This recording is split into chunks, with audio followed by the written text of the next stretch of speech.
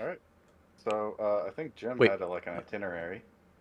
I just wanted us, I guess, to like introduce ourselves, and so because like we're all coming from different communities.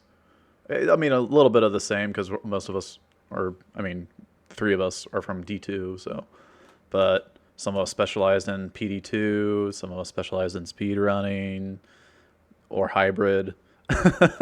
um, so and then you got Rob in D3 and a little bit of D2. You know, just getting second in season 2, no big deal. Yeah, Rob and I Well, had I some had good some good blasting teachers time. here. Yeah. Good times. All right. Well, why don't you introduce yourself, Jim? All right. So I'm Gymnasium. I did D2 speedrunning for almost 5.5 years now. I started 5.5 years ago. Took a little break and did some Minecraft speedrunning, but came back to D2 and then really got into speedrunning in D2R. Went full time streaming a year and a half ago. Thanks to you guys hanging out for some reason. Um, yeah. Before that, I was a handyman. Awesome. Awesome.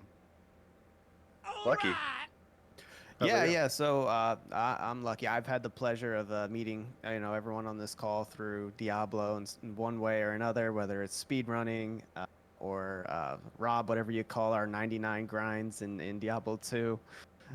Sort of speedrunning and sort of just being a grinder. But yeah, I started originally playing Project Diablo 2, so Jim and talked about that. But I just kind of do everything. I work full time, so I work as a strategy manager for an investment bank, but really I just want to be a streamer at the end of the day. Like that's what it's all about. I want to play games. I want to play the games that I love, and it's always been Diablo. So I moonlight as a streamer. At least I pretend to be. So we have fun with it. Mostly been playing Rogue in Diablo 4. So that's kind of my bread and butter. And Jim and Vi and I have been, kind of doing some speedrunning for getting ready for season 1. That's kind of how I got into speedrunning in the first place. I was always, more of an end game grinder. I like to play the ladders, but you figure, well, how do I get there faster? And that's kind of where speedrunning came in for me. That was kind of the void I needed to fill. It's like, what Rob? What do you do? Early, exploit often. That's what you got to do in this game. Sometimes. How do you get there? You gotta be fast. So the first people to get there, you get to take advantage of the billion crit bar whirlwinds and things like that. So it doesn't hurt to start off fast. So kind of how I got into all this. Robin, I think you're probably the biggest streamer of all of us. So why don't go ahead and introduce yourself. I mean, yeah, the last weeks with Diablo 4 obviously have been pretty crazy. I've been having a great time. And yeah, I got to know all of you here, like also through Diablo 2. Originally, though, I started streaming in Diablo 3. And then when Diablo 2 got like resurrected with all the hype and all the new stuff, I really loved that game. Even before I started streaming, I played a lot of D2, like just single player with my cousin, with my friend, with my sister, Nice. and like it was amazing. And actually, I got into like, I mean, quote unquote speedrunning, like thanks to all of you guys, because we were like planning the 99 push in Diablo 2, and we did it very successfully together. Got multiple like rank ones. I played some Paladin, and some other people got many rank ones, like Teo, Jim, like a lot of people. And yeah, really a great time. And obviously now in D4, I mainly play Barbarian. It's my favorite class, but it had a pretty rough time, I feel, in the last few weeks. There was a Yeah, couple nerfs. there's been a lot of changes in the Yeah. the mechanics, internal Oh mechanics of Diablo 4 yeah. recently, and there's more changes coming, right? So Speed. we Yeah. kind of gotta adapt and Yeah. change strategies as they come along. Plenty of Um, changes, and definitely like looking into playing other classes. I've played Necromancer, Thanks, I played Invoid. Druid, and I think, I mean, what we're going to discuss here mostly today is the leveling. And for the leveling, currently the rogue looks pretty strong, so that's definitely next on my list. And I'm looking forward to this discussion and talking about how we can do the 1 to 50 or even 1 to 100 for very sure, quickly. for Yeah. sure. And just in case nobody knows who I am, which probably most people don't, I'm Vitruth or V Truth. I don't really care which one, but I am a full-time attorney. I do tax law and criminal defense, and I really like Diablo games. And just like Lucky, I got into speedrunning because of ladder resets, and I wanted to know how to do it faster. And I saw a couple people doing speedruns and like theory crafting how to do it. And this was like way back in like 2014, 2015, and I was like, "Whoa, let me look into this." And I made my first attempt. I think my first try, it took me like 3 hours to get through the game. Um, and I did a couple runs after that, and kind of fell off the face of the earth at one point. But I'm back with a vengeance with Diablo 4 right now. And looking forward to figuring out how to get to 100 as fast as possible. All right. Sweet. Yeah. So I guess that was like kind of one of the things that I want us to like, cover is, I didn't know some of the stuff about you guys, which is cool. Like, and I'm sure a lot of people didn't. So, Cool. so the first, I guess, topic that I wanted to start on was speedruns in general and kind of like what other games have done or have adopted. And I guess like the general meaning of speedrunning is like, to beat the game as fast as possible. What does that mean to you? So, I guess, what is it to you to beat the game as fast as possible? Like, I guess that would be, different or maybe specific or So I sort of touched on Yeah. it, at least what got me into speedrunning, the reasons why I wanted to do it. I think it has a lot to do with just ARPGs in general, and I think the life cycle of an ARPG and having all of those season resets, getting to start fresh, getting to start new. That's where the challenge is, in my opinion. And I always loved ladder resets, but I never really thought about speedrunning. But speedrunning is essentially it's a reset every time. In ARPGs, you play through the life cycle of an ARPG. You're at the end, you have all your gear, you're super strong, and then the game becomes almost trivial to you at that point. So it was a way for me to almost simulate a ladder reset without without the official wipe occurring. And then all of the practice from speedrunning you could apply to later seasons. I think every speedrun I did, I learned something, and you can apply it every time a season starts. So that was really what drew me in, I think, personally. Yeah, for sure, man. I mean, like speedrunning definitely made me want to just figure out how to get the early game. It made the early game fun again, you know. I think one of the main things that got me back into Diablo 2 was starting to play hardcore. And when I started playing hardcore, the game felt real again, as opposed to just like bashing your face against the wall until you beat a boss or something like that.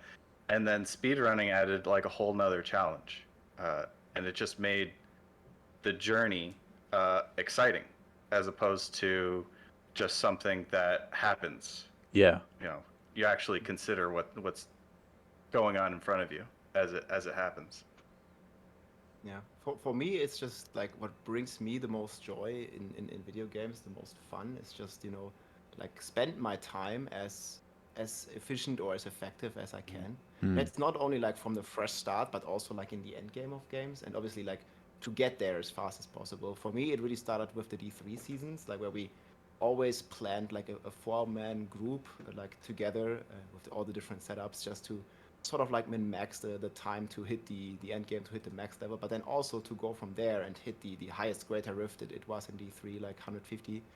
And I really like to do that in Diablo 2 with all of you guys, and learning from the best Diablo 2 speedrunners. And that really got me like more into this, and I could use a lot of the knowledge and also a lot of the concepts that were discovered, especially by some of the Excel documents that you guys has made, and adapt that in the early D4 races. And I mean, there was no official race, but this like There was a hardcore and a softcore, like unofficial Diablo 4 race.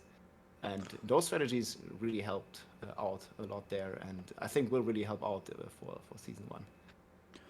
And yeah, it's just not like wasting anyone's time as well. You know, when you play with people, I don't want to be the guy that is like AFK in the town for 10 minutes and everybody has to wait for somebody to just come back. And basically, like, I'm just sort of like wasting 3 people's time and I just lack, quote unquote. So I really like this, like, a efficient grind and respect each other's time. And yeah, that's basically what my speedrun journey is so far. Yeah, so something that I noticed from when I was getting into D2 speedrunning was that, like, I was doing it for the ladder resets as well, and that's how I got into solo speedrunning. But one thing that, like, I realized when I was playing with more casual players, I won't mention where they're from, but anyway, I'd just gotten a team together of, like, friends that I'd played D2 with, and was trying to get them to kind of, like, implement aspects of the speedrun I saw the Germans do back in 2014, I think, or 2013, and so me and a friend, Unsullied, rest in peace, we got together a team of 8, and we organized everybody to have a role like the German team that had initially come up with it, and then, you know, try to emulate that and do it better, but realized that wasn't going to happen with people that just didn't know the game as well. And also, I didn't know the game as well as I thought I did until I got into speedrunning D2. And when you start getting into speedrunning, like, you start to see, like, problems with your own gameplay, like where you thought you were good, and then if you do watch yourself back, which is a little bit cringe sometimes, but it's the best way to learn, in my opinion. And you start to see, like, your mistakes and where you can improve. And like Rob mentioned, like, spending too much time in town, like, town is lava, is, like, something I've heard a lot from the D3 guys, and it's like, that's so true. You're spending way too much time messing around with items or whatnot. And I'm still doing that in D4, I feel like. Yeah, I think in D4 it's even worse right now. Like, Yeah. there's just so much clutter that you have to look at, and I mean, you can really make some nice, like, guidelines or something, like, to understand or to explain to people how they can, like, min-max and manage their inventory fast. Because I see, like, some of my community, man, people really, like, they do one Nightmare Dungeon run, they're like 3-4 minutes into the run, and then they're like 5 minutes in town trying Yeah. to figure out the stuff because there's no loot filter. There's, like, Yeah. so many yellows Yeah. to look at, and, like, You- who knows what's good yet. You gotta know your top affixes for every item slot. If you have basically all armor is all affixes, and then your weapon actually does matter what the item power is and the actual damage per second. But armor, rings, all of that stuff, especially when you're trying to level up as quickly as possible. Like, if you don't have an affix on your gear and it isn't like over 100 armor bonus, toss it. You Yeah. know, we don't need to consider, like, a 5% increase in survivability for like 5 minutes when you could be killing. You know, always be killing. ABK. Yeah, so that was actually, like, a perfect segue into the D4 speedrunning segment. So, Perfect, yeah. yeah, so in D4, what's going to be interesting, I guess, is, like, min-maxing the, you know, XP that you get for the base level, or the base XP of the mob. So, like, when you're in, you know, the capstone dungeon, those mobs are always level 50. And so if doesn't matter what level you are, you're getting the base XP. And then if you're, you know, 3 levels or lower, then you're getting 25% more. And that XP is really good, but if you're lower level and you're not killing it as efficiently, then you're not getting as good of XP as you could be as killing mobs that are closer to your level faster. So,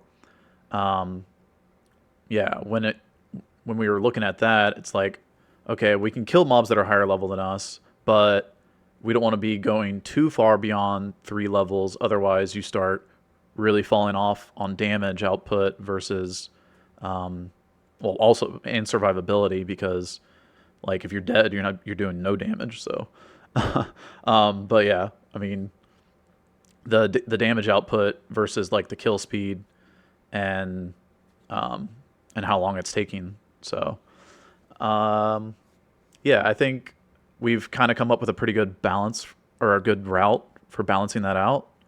And I don't know if we want to get into that routing just yet, maybe, but Wait, I have a question before yeah, that. go ahead. So Rob is the returning champ as the first 100 in Yeah. Diablo 4. So, and Rob, I know you've been kind of theory crafting a little bit on your season 1 start before Jim and Vitruth get into too much of the nitty gritty and the details on what their route is. I'm kind of curious what you're thinking, at this point. How would you change your strategy from season 0 or launch to season 1? What are your initial thoughts, at least? Just curious. Yeah, I mean, there's really been a lot of changes with all the balance patches and basically updates that Blizzard pushed out to the various systems. So obviously, like a major difference between season 1 and the launch is like first you have the campaign skip. So this one like basically like makes the entire strategy that we had for the launch of the game where we won the race like completely like obsolete because you don't even have to do the campaign.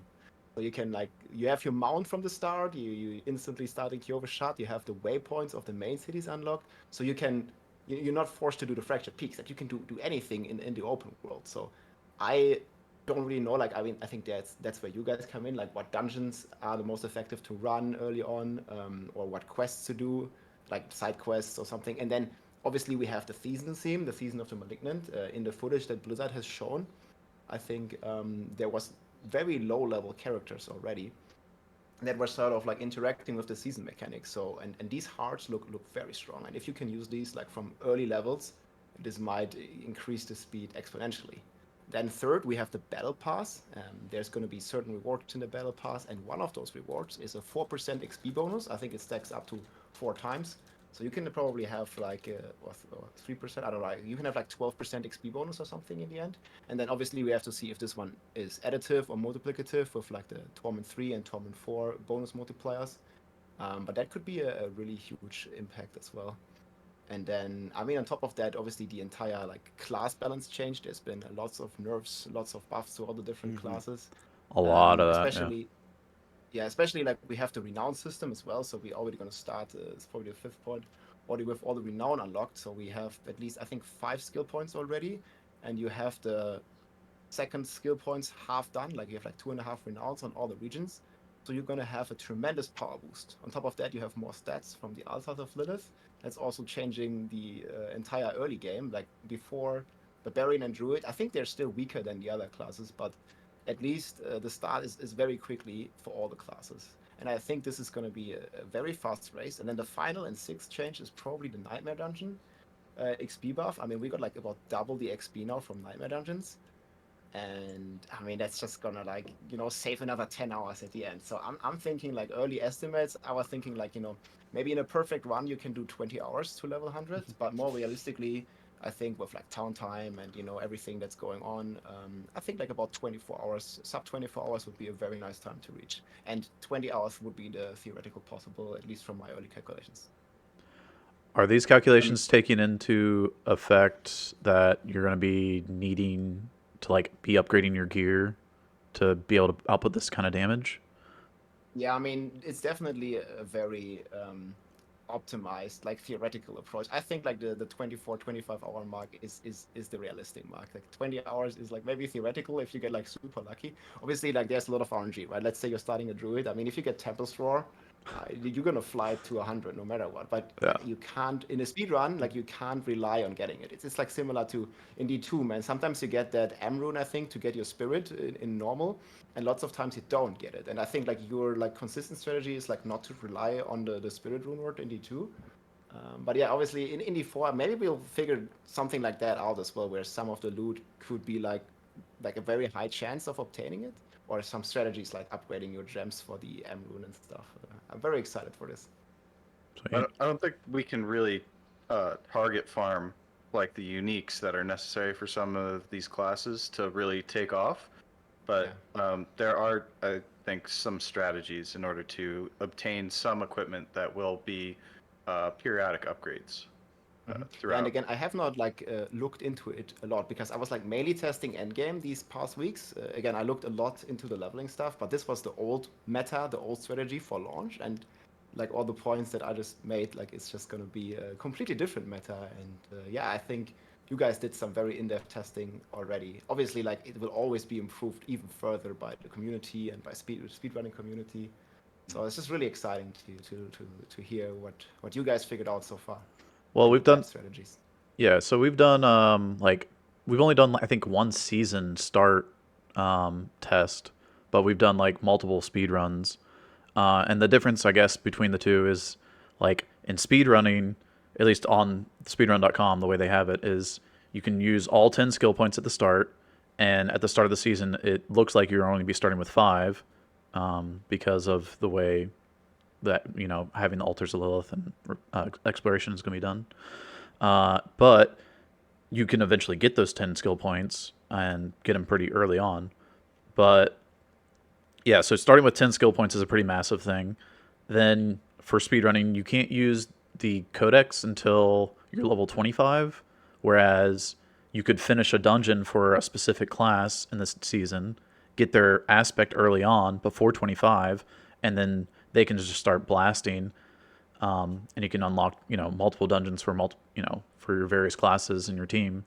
And so it's been really hard to kind of like figure out a good route for that, as well as like what's the best comp for that, and what will be the best comp for like the later part of the game, because the early part of the game, like running what we ran might not be better in the later part of the game. It depends, I guess.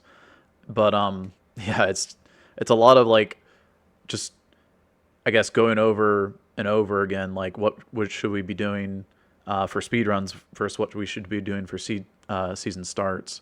And I wish, like, well, it would be hard for like the speedrun.com to enforce season start mechanics for speedruns, because they would have to just sit there and watch to make sure you never use more than 5 skill points until you've done so much renown that you would have unlocked the next skill point. And so it's too I can too give some hard for insight that there for to, speedrun. you know, Speedrunners or so speedrunners. He's a mod, so let's hear it. Yeah, we got a speedrun mod right here. The site, and they're I mean, it comes down at the end of the day to like Blizzard doesn't have the ability for you to sort of start fresh in Diablo 4, right? So you can't really simulate, unless you are policing yourself, what a fresh start would look like, because you have altars of Lilith, you have resources that are all already stacked in your inventory. There's really no like solo self-found mode. I think that would be really cool in the future if Diablo 4, eventually had something like that for people who just want to maybe the extra challenge. Until then, you could always police yourself. But in terms of like the site, like it was gonna be pretty much impossible to enforce any kind of rules like that. So we just said, why not let people have fun with it? Get your 10 skills at level 1, see how fast you can blast through the game. That's what we're talking about, right? Speed. So Yeah. do it as fast as you can. I think there's merit to both strategies for playing through the game, and I'm just kind of curious to see what people would do with it. So that's sort of how we came across that. But I think for the season start that we're talking, I think that's going to be what's most on everyone's mind, rather than what like an official speedrun looks like. I think official speedruns will change over time too, as we see different changes, because there's like seasonal bounties and stuff. So now all of our seasonal characters are going to have these bonuses that are going to have, you're going to get more XP everything you kill. And so there's just going to be this imbalance between now seasonal characters and Eternal Realm. So I think the speedrun scene will change a million times over the course of the lifetime of Diablo 4. But we can talk about season 1 and the things that are going to change, because we're not even able to test everything, for season 1 ahead of time. There's going to be, our route. We don't have any plans for all of those malignant bosses that are coming by. I mean, I'm just assuming if they come by, we're going to try to deal with any of them that we encounter and check the gems that drop and try to apply them into our builds. But we don't even know what gems to look for. We've seen 2.5 maybe. I saw like a little tiny screenshot of one frame of one of the other malignant hearts in the preview. So this is all stuff that is going to be done on the fly. So whichever teams or whichever players are best on thinking on the fly are really going to be the ones that excel in a season start. But having that practice beforehand kind of sets you up well for that. We're gonna get You definitely gotta have to adapt a lot to changing circumstances. Like there might be even like hot fixes like while the race is going on, like they did on the launch. Like for example, the gore bracers. Like I think we were like level 80, and then in the middle of the run, like the gore bracer got fixed on launch. And I'm thinking, especially if we don't have any like sort of testing environment before the season starts, we're just gonna do the testing whenever the season launches. And yeah, teams will have to adapt, because I'm very sure there's gonna be. I think the developer said it himself during the live stream that they expect things to be broken, and yeah, that's definitely going to happen. And like there might be adjustments if necessary. So yeah, you got to think on the fly. You got to be able to adapt. But obviously, like having some practice done and having like a general strategy of where to be at which time is going to be super important. And yeah, the categories that you mentioned, like which category or how have you guys done the practice now? Because definitely the most important or most popular thing, and what people will be very interested in, is exactly like the stats that you have in the season start and exactly that category. So 5 skill points instead of 10, like that would definitely be I think the main practicing ground right now for people. Like maybe it's not qualified as an official speedrun, but that's definitely what like 90+% of the people will care the most about. So we have kind of did like a test flight of just 5 skill points, and as we earned the rep, we added more skill points as we renown whatever.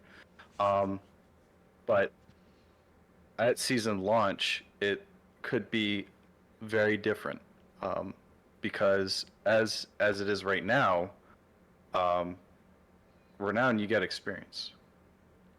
So if we actually do have 2 ranks of renown in every single town, we start at level 7. Yeah, because you start with not level yeah. 1.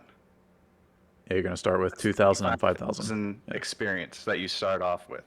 So that throws a whole wrench into any testing that you could possibly do and timing prior to doing anything on a run. So it could be pretty wild. That is if we do have 2 levels of renown in every single in like every area.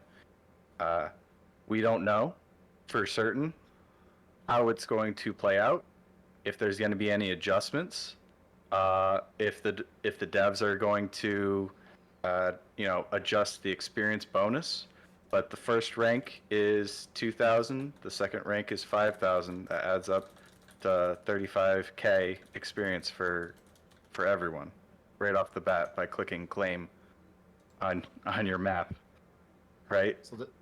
So the interesting part also about the renown, and I don't know if you guys have tested that, you also get quite some gold, right? Have you guys thought? I mean, I know we do this a lot in D2 as well. Like you buy items from the vendor, so you get like I think it's like I don't know, like 30k gold for each renown region. Like, do you guys know if there's any like, let's say breakpoints or something, like when you like I don't know, let's say you're level 10 and that's when you really want to check the vendors, like to get like a GG weapon or something. Like, do you have like any info on that or any testing there? Because that could also be like very interesting. I feel to get like a big power boost.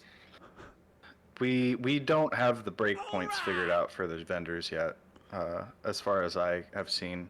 Town is lava. Maybe Reddit, yeah, maybe Reddit is gonna figure that out soon. But I mean, I think we've been more focused on how to get experience as quickly as possible. But I'm sure there is some sort of breakpoint that we could eventually figure out. There's also, vendors shops don't refresh like all the time. Not like D2. They're also kind of You have to expensive sit and early wait. on. True. Yeah, Like yeah.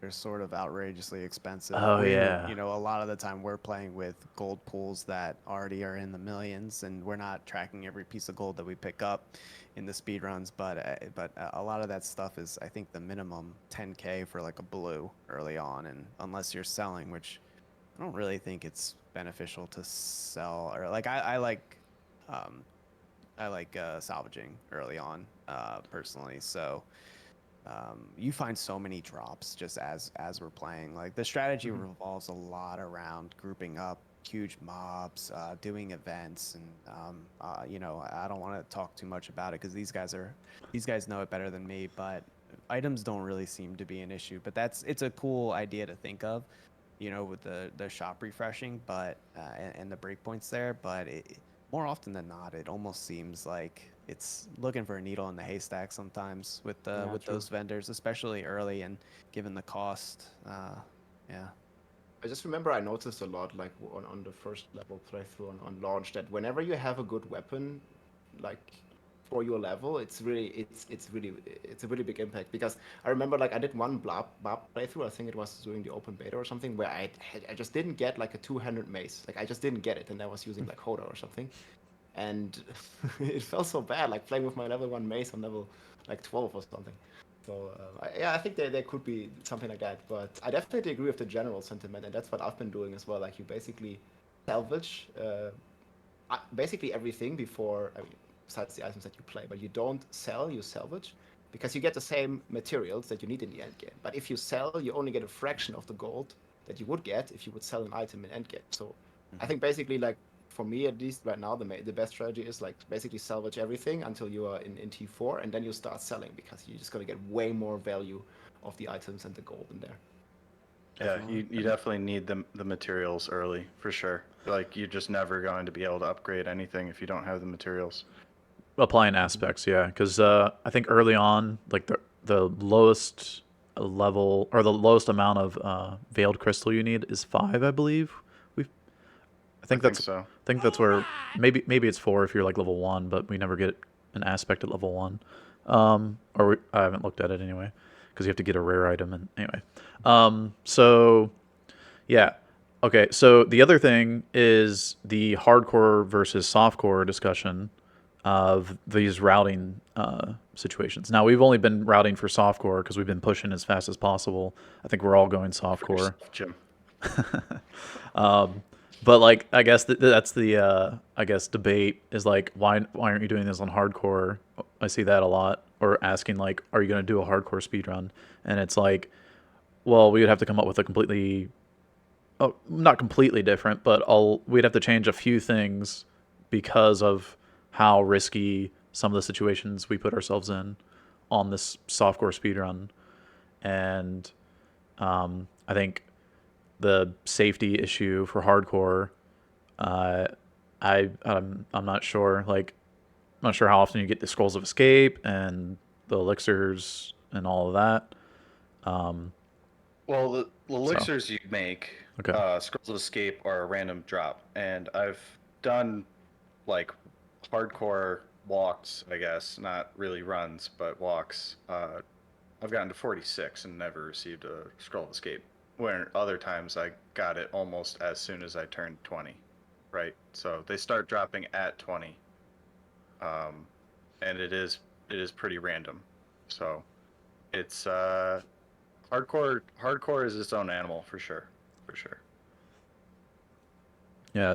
I don't think, I mean, Lucky or Rob, y'all have much input on the hardcore Over versus softcore. level and Yeah. cure elixirs. It's not really hardcore. It's like medium core. I'm not I'm Yeah, not play convinced. play it safe, man. Yeah.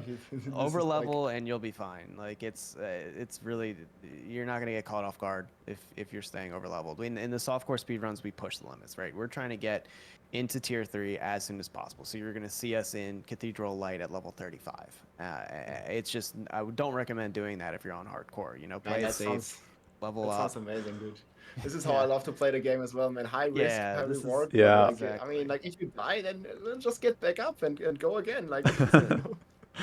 Yeah. You push the boundaries on softcore. That's Hardcore, you fantastic, play it yeah. safe. That's the nature of the game. I'm always like of the nature, or my motto is always, man, go full DPS, and then you figure out how to survive later. Just dodge. Don't get like full Yeah. hit. Just dodge. Yeah, Yeah. just dodge, man. Just don't It's hit. Easy. Yeah.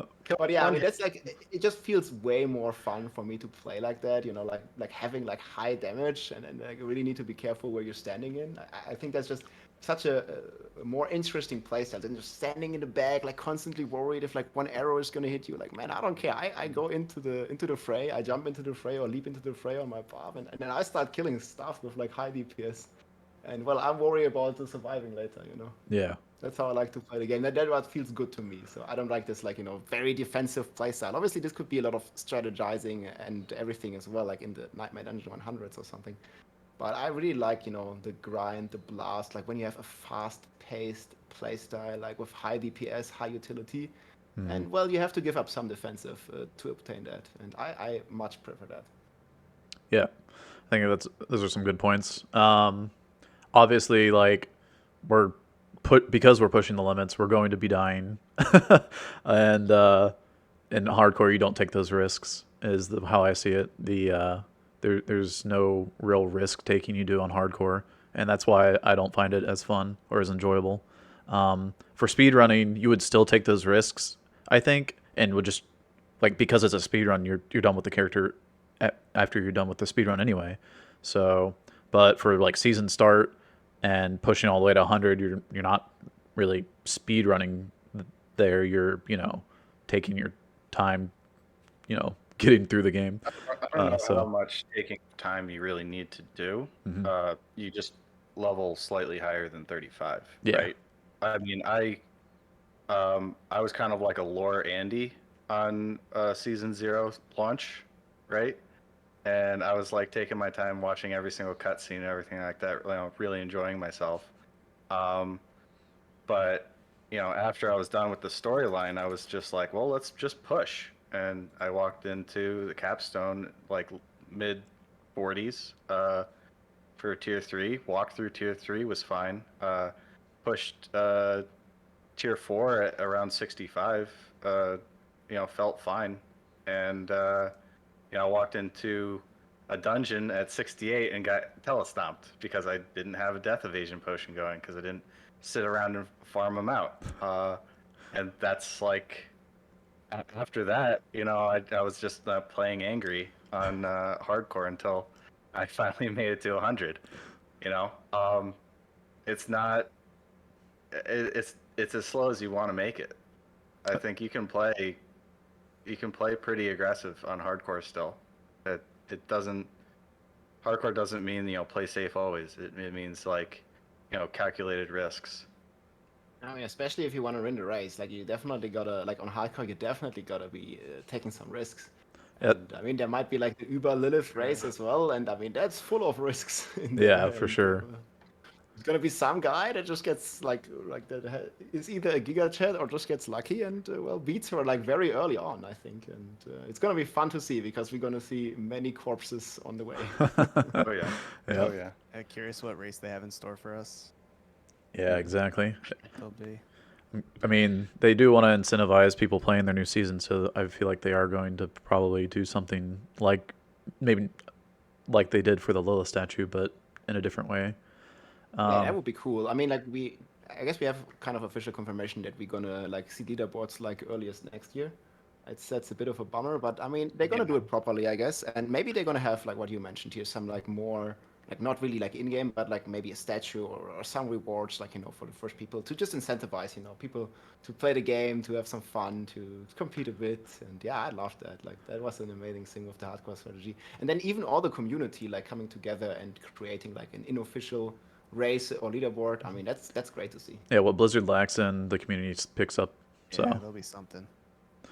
yeah, that's kind of how like trading's gone in D4 as well as like the leaderboard. And anyway, I have not traded. yeah, I haven't traded. I think the only trading I've done is you know, every once in a while a speedrunner wants to try out hardcore, and I'll just hand them a bunch of gold or something like that. Uh, or every once in a while we drop things to each other during the speedrun, and outside of that, I haven't been able to trade with anyone. Hmm. I mean, I'm sure there's, I mean, Discords and there's probably websites I'm not going to mention, but yeah, like there's, or just even Twitch streams probably. Yeah, But you just gotta develop some sort of community. I think, uh, outside of the game, which I think, I hope, I hope that the devs are working on a way to make it something that we can actually do within the game, like coordinate within the game, except like outside of that trade channel that is sharded. Only like 16 people are ever on your individual trade channel. I hope that they expand it. I have a, so are there any MMOs that don't have like a auction house or something similar? Because this is an MMO ARPG. So Good question.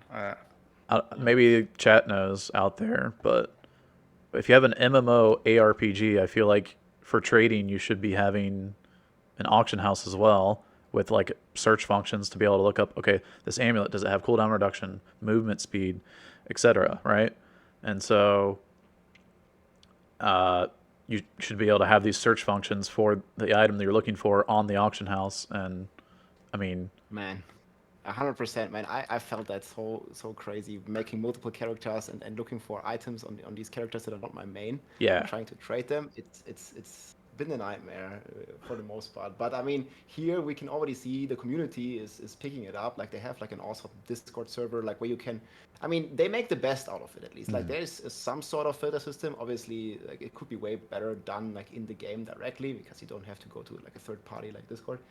Um, but yeah, I feel like they could do so much more. I felt we went a couple of steps back, like from D3. Like obviously, the real money auction house is a step way too far. But yeah, like just having like a normal auction house, like similar to like how PoE does it, for agreed. example, or something, like where you can actually trade and like use your in-game character without having to like make a screenshot, upload it somewhere, and then post a screenshot, and like not having a filter system, and it's just horrible. Yeah. It's a nightmare, and I get why many people don't do this, but for me it's also like a big part of the game, like just the social aspect of the trading. Like when you trade, like you always like get to know new people, like you're talking with people or you're interacting with people that you normally wouldn't, and it's just like a fun mini game in the game as well, like just like trading and economy and min maxing there. It's a lot about efficiency as well, and you can also like kind of like build the item that you need like in segments. Let's say you want to like get a new weapon, you can like farm the gold in pieces without relying on the RNG of just getting like an 800 plus item power like a mace or something. Like you can just know that, oh, man, maybe I can do this. I can farm about 10 million gold per hour, and then after 5 hours, I can get the weapon that I want or that I need for my build. And I feel like it's a really important part. But yeah, there could be so much stuff that could be improved in this system. Right. That would definitely make the late game grind of just dungeon farming, feel more rewarding because you're actually getting gold for what you're doing. Uh, it's, I mean, without like the actual items being put up somewhere, or having the proper structure in place in order to make that trade, it kind of feels like kind of pointless just farming forever. Yeah, I agree. Um, I guess the next thing would be like going back to the speedrunning aspect, are because we kind of got off of the speedrun into more general D4. But when we come back to like how you want to get into the late game quickly versus how fast you want to be in the late game, the team compositions, what is going to be the best four-man for like, okay, you might have a guy that really wants to play a barbarian, for example, and he's dead set on playing barb. Man, what's the meta gonna be? Well, I'm always of the sentiment, man, if you want to play Barb, okay, I mean, you're fine. Start with a Rogue. Step one, if you want to play Barb, start with a Rogue, blast to max level, and then make a Barb and get boosted. That sounds pretty okay to me, but yeah, we'll see. Not everybody likes that. I get that. Yeah. But a barb does also have a lot of support aspect with his shouts. So how beneficial is that versus like having a Sork with the fireball enchant, or I don't know, like the Necro can group a bunch of monsters together with corpse tendrils. The Rogue obviously has the most damage early and probably Yeah. late. Yeah. Well, I mean, especially through the leveling stage, the Druid is very, very underpowered in the early game, but does start to come online as it gets later and later, and maybe keeps up or passes the Rogue. It depends on, like, I guess your RNG of the items you get. So, uh, I guess what team comps do you guys think will be uh, the best for pushing 100 as fast as possible? Like, what four-man? Maybe specifically, or even just like kind of a you need to have these two, and then whatever. Do you have an idea of what you would think that would be, Rob? Well, yeah, without like I haven't tested it myself, so I was just theory crafting and speculating. So take this all with a grain of salt. So, I think the four rogue is rogues. by far like I don't know. I mean, like there's definitely going to be a rogue. Like the rogue is by far the fastest class from what I've seen, and the rogue also has some crazy advantages. It has a very strong build, which is twisting blades, and I think there's even other strong builds like flurry. But I think twisting blades is still the king, and you also have the benefit that you get the biggest aspect that you need for the build, the spinny thing that it spins around you in the Codex of Power pretty early on. So you have insane movement speed, you have very high damage, you already have like a kind of function in build. Obviously, you can always improve, but it's just like so powerful in there. And then I think a second character could well be a sorcerer. Like sorcerer, I think falls off quite a bit in mid to like from like level 50 to like level 100. It's not that strong, but man, that enchantment slot, like you mentioned before, I remember how it carried us. Like we had like one Sork in our launch group as well. Big shout out. And like this, especially because I was on Barb early on, and Barb leveling was very meh. Was not that great, and that Sork and Fireball enchantment like carried us through the dungeons like crazy. And so I think Rogue and Sorcerer are pretty much guaranteed, at least from my side. And then like the next two, you really have to see like, are you gonna do like double class or something? I think the Necromancer has some pretty cool stuff because throughout the playstyle, I have not leveled with Bone Spear, but I've only heard that Bone Spear does very consistent damage throughout the route. Obviously, you have the Essence problem early on, but maybe if you find like the Umbral or something, it could be improved even if you don't have this like flash aspect ring that you need there. And it's just one of the highest or the hardest hitting damage in the game, especially if some other class, or you can group them with the tendrils as well and then just shoot bone spears. It's just so powerful, and it also has an aspect that makes everything vulnerable all the time. So No, the add corpse that tendrils in. itself just makes everything Yeah, vulnerable. actually, yeah, Corpse Tendrils has an upgrade where it makes everything vulnerable for quite some time, and obviously vulnerable is a very strong mechanic. It's It's a pretty much a separate multiplier. it's a And, 3-second vulnerable and a 3-second stun, It's yeah, ridiculous. and yeah, pulls everything in. that's fine. And in AOE, so Yeah. like that's insane. So maybe third pick, I would like go with the Necro. And on the fourth man, I feel it's very open. Like maybe you're gonna take like second rogue or something. I don't know. Like you can do some split farming craziness, I guess. Or maybe a Barb for the shouts. But I mean, Barb shouts has been nerfed so much that I'm not even sure about that. And then the Druid, it might be very weak, but it gives a lot of buffs. But I think Druid mainly gives defensive buffs. And like you guys said early on, like we're probably gonna like focus more on DPS, on speed, on grouping, on AoE clear. But then again, I think the Druid, again, like I said earlier, like if you get really lucky and you get like hit like a jackpot and get like a Tempest Raw or some of the like big items for Grizzly Rage or something, man, you can carry like the group will carry you early on. The rogues will carry 1 to 50 with the Sork as well, and then the Druid can carry 50 to 100, like auto aim tornadoes or like some other of the like even the track build that I've been playing recently, and that one hits insanely hard. So I think there's a lot of possibilities. But yeah, just like to summarize, I think a rogue Sork are in, and then maybe a necro, maybe a druid, maybe a buff, or maybe double rogue. I don't know. What do you guys think? Yeah, let's hear it, truth. You've probably got the Uh, most. I got a lot of opinions. A lot of I agree with Rob in a lot of places here. Sork, I think, will straight up carry almost any team early levels. As soon as they get that level 15 fireball enhancement, when they add that in, it's just nuts. Like you could just clear a dungeon so quickly. And with our routing, um, strongholds is really kind of what we do. And she just helps the entire team. Even if you're split farming, if you're all together, if you can group everyone up, then the Sork really shines.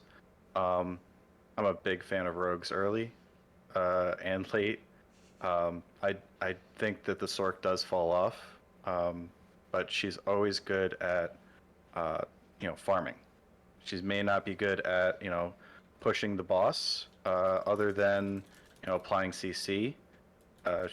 This as it is right now, the whole meta could be flipped by the July 18th patch, but right now Sork struggles against like big bosses, but she does provide a lot of stagger for the boss. But Rogue does the stagger, Rogue does the damage for single target, Rogue does the damage for group targets. The only thing that Rogue is going to struggle with is they don't have enough skill slots for all of their high-powered abilities. So, you know, Oh it, man. they may not be able to group things as well as other people, but they have abilities for that too. They are the Swiss Army knife of Diablo 4 right now, and they can really, a good rogue player can carry a team. Yeah, that's a pretty good problem to have, man. There are too many good skills. There really is. Me Really. on Do it top, we all. still play 3 shots. Like, So oh we my have a God. rogue main here, Lucky. Yeah, so I That's, don't think I'll comment on my comp for a 4-person team. You guys have covered that as well, but I was gonna take it in a different direction because I think a lot of people are probably solo players as well watching, and speed runs apply to solo players just as much as they apply to group players. We play in groups because I think groups have a slight edge, given the mechanics of Diablo 4. So the blasters are gonna want to group up, but there's gonna be plenty of solo players that are right with those groups, like in terms of progression. The really good players. I was gonna ask what you guys think, who the most balanced class is if you were gonna do the speed run as a solo player, but it sounds like Rogue is the unanimous vote. But does anyone have any thoughts or ideas in terms of the more balanced solo player that you'll Are you see talking really pushing? 50? Are you talking about caps? Are you 100. talking 100? The 100. game, yeah. So, Go through the yeah, game. okay. Yeah, get to So World Tier 4. Who's getting Elias down first? Elias down first, I think is still Rogue. Uh, I don't think Sork can push Elias as quickly and easily as Rogue. Um, a lot of other classes are going to struggle with dodging a lot of his mechanics, wherein Rogue can just leapfrog a lot of Elias's mechanics. Pushing the actual dungeon itself isn't that difficult if you know the mechanics of the boss monsters there. Um, you just the animus carriers, they're the giant maulers that slam you. They do a charge and then a breath attack, and they'll one shot you. But if you just move to one side, then you're in the clear, right? With Elias's actual fight, um, he throws the fireballs out. If you're any other class but the rogue and Sork, you basically have to run pretty far away. That way you can kind of weave in between the fireballs if you're pushing early, or you have to wait and farm up gear to actually like tank some of his attacks.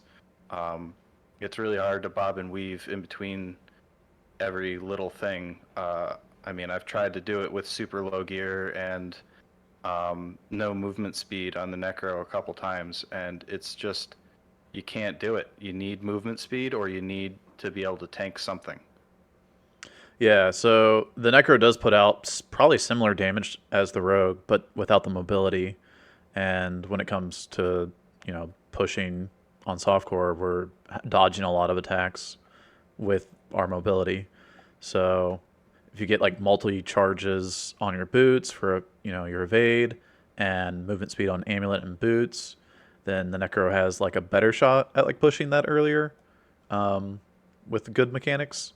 But yeah, I mean, watching you do that was pretty brutal. It's not fun. It's Yeah, not fun.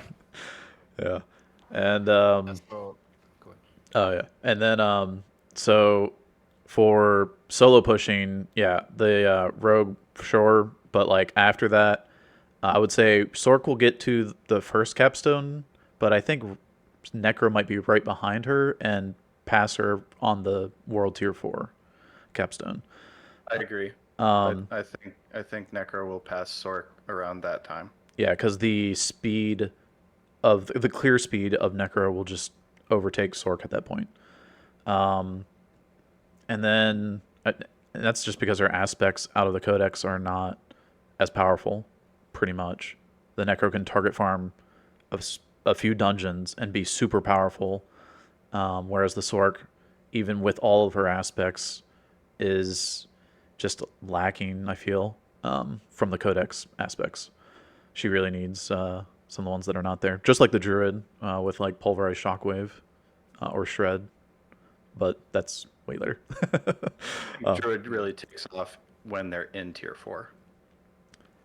Yeah, to me, all that matters the most is like who's going to get to 100 first. And if we're talking solo player, I mean, 99% sure it's going to be a rogue that's going to do it first. I mean, obviously, like, assuming the current patch, like everything might change here with the 18th patch. But I think rogue is just so far ahead. Like, it's really good in leveling. It's really good in mid game, and it's fucking crazy in end game, especially with the poison twisting blades stealing infinite damage right now. I don't think any class can beat it, and it's probably also going to be the easiest Uber Lilith kill, like for the world first Uber Lilith as a solo player. Obviously, in a group you'll do it faster, but the only class I could see, if you want a Gamba and if you get lucky, it could be a Druid, I think, because even if the Druid is like, let's say, an hour later on leveling or something, I don't know if you have any numbers, but I probably assume the Druid is going to be an hour behind the Rogue to level 50. But man, if the Druid gets lucky and then gets Tempest Roar or any of those like crazy items, like it's gonna out farm the Rogue in the Nightmare Dungeon section like 50 to 100. It's just gonna farm like at 30% more efficiency than the Rogue, I think, if you get really lucky on the Druid. And there might be some players that just get lucky. I mean, if there's 1,000 players, like there might be 2 that find Tempest Roar on level 60. Like for example, it happened to me. I made a Druid and 1 hour later I had Tempest Roar. You can get lucky sometimes, and then if the Druid has that and 1 or 2 lucky aspects, the Tornado is just gonna blast. Like nobody even has a chance. It's max movement speed, always unstoppable, auto aims, infinite resource, and crazy damage. Like no class has a chance if you get lucky. But if you want consistency, I think Rogue is your pick if you want to try to make a first solo player. Yeah, so for first Uber Lilith, I guess to give you like my stats, the Druid Capstone speedrun I did took me 4 hours and 45 minutes. The Rogue One question, speedrun, like 4 yeah, hours, 45 minutes, is that level 50 or is that the capstone dungeon and your T3 ready, or like just beat the capstone Still dungeon? on T3. just unlocking T3. So I'm level Unlock. 36, 37. But do you think you could farm it at that point? Because I think that's like the most important. Like if you Yeah. unlock it, okay, that's fine for a speedrun. But like, are you actually able to like kill monsters on T3 at that point? Yes. Yeah. That's the great thing. Yeah, Okay, that's yeah. insane. What level would you be your character? 35 to 37, somewhere in. And they are like 53, right? The Yep. monsters. Yep. Holy shit. Yeah. You guys want to talk about the route to get there? Have we gone into the details there? I'm sure Rob would like to. Oh, I was gonna Doing say it. my Rogue unlock time was 4:07, 4 hours and 7 minutes, but it can easily be sub 4 because I didn't. My solo Sork was 344. Yeah, there you go. Yeah, Rogue can be closer to that, I think. So Rogue and Sork are going to be an hour faster than the Druid, and that's just the first capstone, and it's going to keep going to the next capstone as well. So you're going to be probably 2 hours behind on solo runs versus other solo players Right. getting to World Tier 4. And I mean, as soon as you're in tier 3, your experience skyrockets because you're getting that 100 XP bonus compared to 20%. And I'm sure you have already done the calculations, Rob. Elixirs are additive. 5%. And like, who Yeah. knows what the battle pass will be? I would assume it's additive as well. So As soon as you get to 40, you can start unlocking those. So, I mean, even if it's additive, we're going to be sitting around about 117% if you have an elixir going at all times and you stack all your smoldering ashes immediately.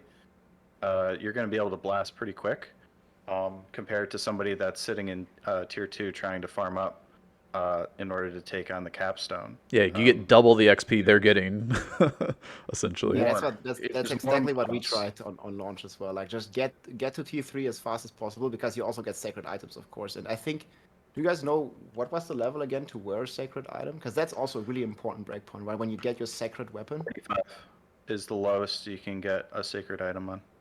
Okay, so yeah, you're pretty close then already to And get that. 60 And, is ancestral. It's the yeah, lowest. at these breakpoints, like, you're gonna be flying through those content. Yeah, so you need to find a weapon that has the lowest level requirement, and it needs to drop early. Like, yeah. Yeah, and again, there's definitely a big RNG part. I mean, if you get, like, you can get an 800 item power weapon, like, when you're like just in T4 at level 50 or like Dude. 55, and I mean, you're gonna be flying then. Of Yeah, course. level 60, 800 item power, doing as much damage as you do at 100. Well, without the Exactly. Paragon, I guess, but And then the monsters are still level 73, so man, you're gonna be crushing. You're gonna be one-shotting everything. Just get lucky. yeah. But yeah, obviously, like, getting there early, like you guys said, I mean, you have a way higher chance because you spend more amount of time in that high difficulty, so you have a higher chance of getting these crazy weapons and this crazy power buff. Correct. Yeah. So their group play, I guess, I'll give you times for the 2 solo runs that I did. Our group play, we did, I mean, the first one we did was like 3.5 hours. The second, That's still so fast, though. yeah, the second one we did was just under 3 hours. And I was like, wow, that's awesome. And then we did another run just yesterday, and we did it in 2 hours and 29 minutes. So we are under 2.5 hours in World Tier 3. Level 35, 36. So in my estimation, we were I was like 4 hours. 37-ish. Okay, yeah. We were almost 37. So, That's insane. yeah, we got to level 30 or 35 in under 2 hours, was it? Yeah, something like that. So, You want me to pull up the splits? That's crazy, man. yeah. But yeah, so that's how much faster the group play is comparatively to other classes. Is we're already over an hour faster than like the fastest class. That yeah. solos to the And first And it's capstone. only like 2 hours faster than Druid and Barbs or something, right? Do Yeah. you have any numbers for like solo Druid, solo Yeah. Barb?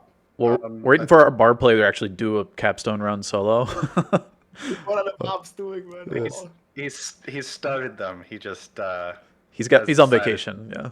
Yeah, So he's taking a little break. Okay. And the Druid, any time there yet? yeah. Solo was 4:45. So like about an hour slower than the Rogue. Yeah. That's kind of what I expected, yeah. Hour So slower than Druid Rogue an and hour Sword. slower. I think the Barb's going to be an hour slower. Maybe it's slightly faster than the Druid. But that's the first capstone, like I said. Yeah. So Yeah, T3 ready, basically. That's the time. yeah.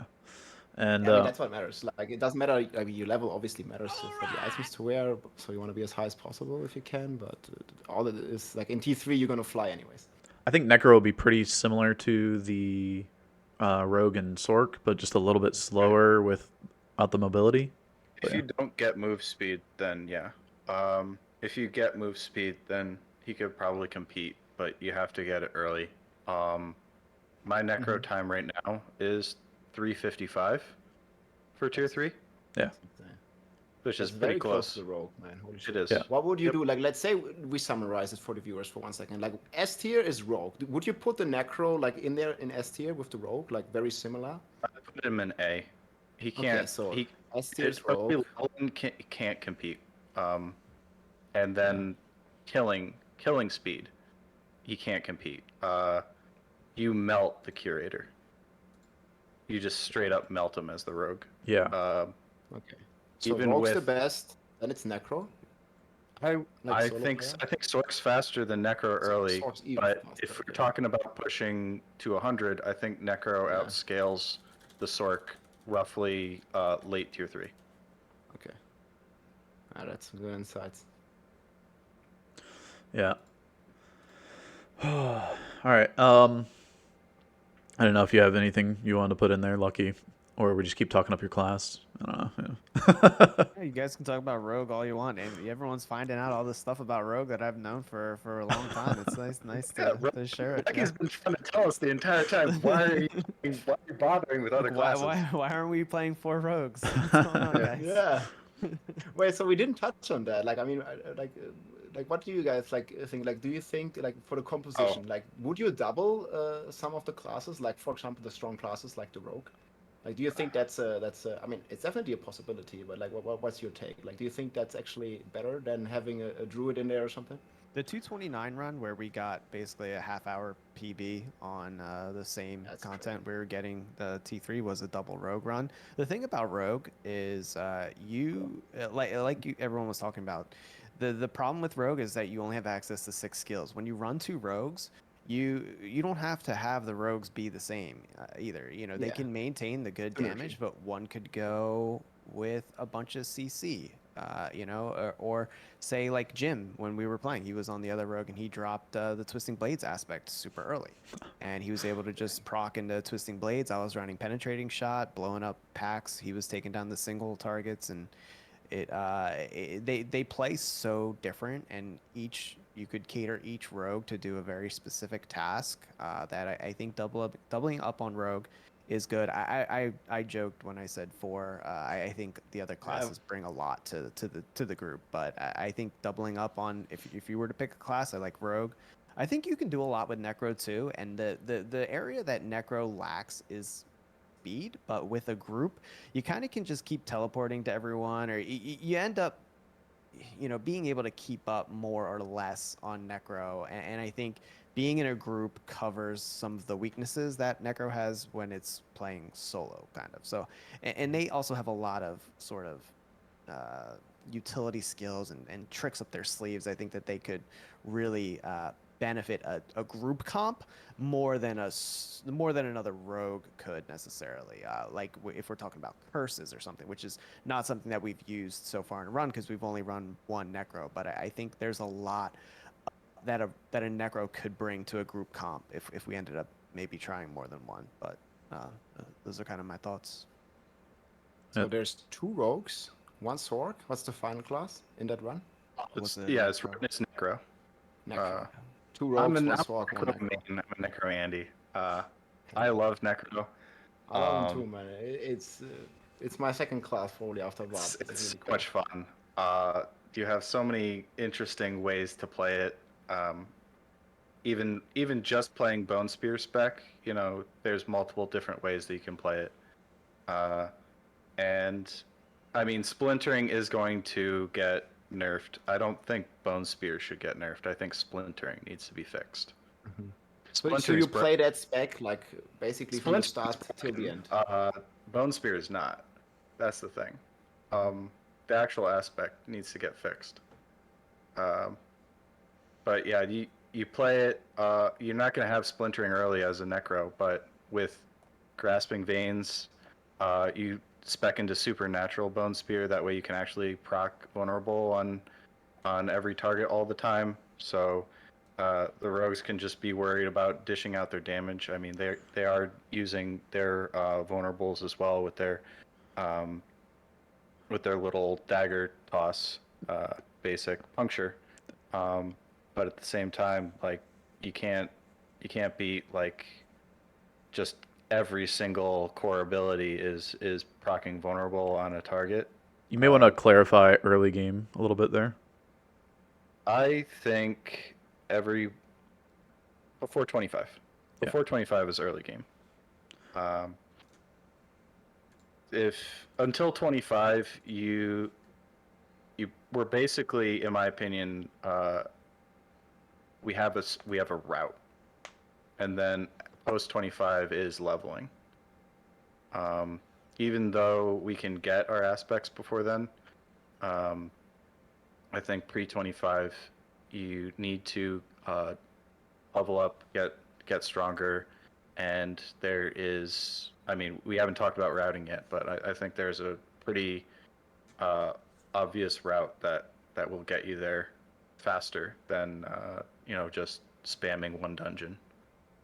Dang, you guys are advanced already on this. I love it. Yeah, I love to see the spreadsheets, the routes. Like, man, it's been like such I an honor posted to it see that. It's To a see that. Speedrun guide if you want to check it out. Yeah, Yeah. it was such an honor to see that in D2, like the mega spreadsheet. Like, and in D2, there's like 8 persons that all have a different role. Like, it gets so crazy, and I think we can get that sophisticated and that in depth in D4 as well. And For man, that sure. time is probably going to cut down. You know, in a couple of years, we're going to run sub 2 hours or something, or a couple months maybe even. It's gonna I be mean, insane. so the D2 spreadsheet for 8 people has been adjusted multiple times over like 4.5 years, I think. And that's been worked on by more than 8 people because, well, it's hard to get 8 people together at the same time and have enough time to, do a speed run. So, yeah, D2 took multiple years. D4, we've been out for a month, a little over the month now. And, yeah, this is, I A mean, bunch of paint pictures with like drawings over it, like trying to show what we're supposed to I be love doing. it. I haven't really come up with like names of like quick names to call out for certain things yet. Others are pretty straightforward. Yeah. There's farming routes that different comps can do that others can't.